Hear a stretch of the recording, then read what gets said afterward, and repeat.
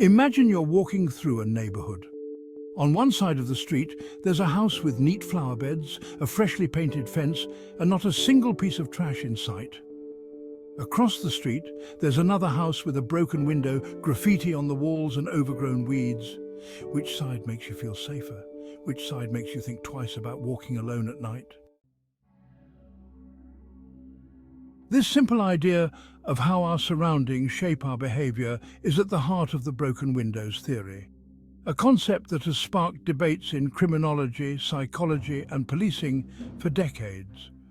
Developed by social scientists James Q. Wilson and George L. Kelling in the early 1980s, the theory suggests that visible signs of disorder and neglect, like that single broken window, aren't just symptoms of a problem. They might be the problem itself. According to the theory, once we see a neighborhood that looks like no one cares, it's easier for us to believe that anything goes.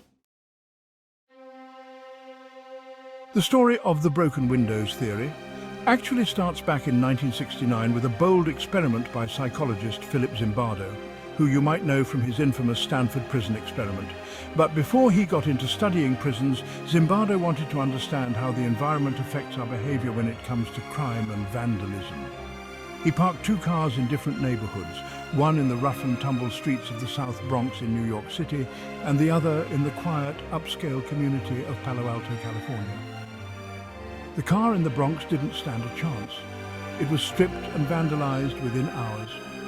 Meanwhile, the car in Palo Alto sat there untouched for a week, a lonely but intact testament to the neighborhood's sense of order.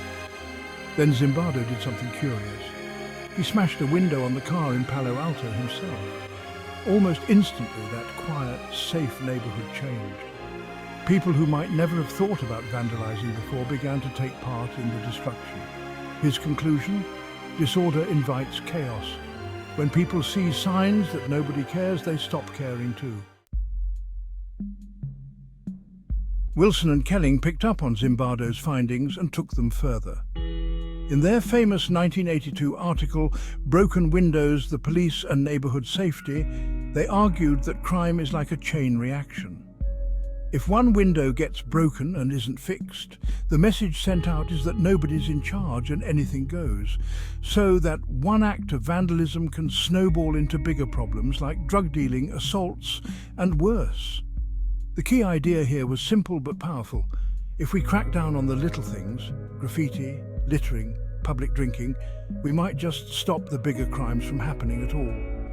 It was a call for a different kind of policing, one that focused on maintaining order before the chaos took over. Fast forward to the 1990s, when New York City was struggling with high crime rates.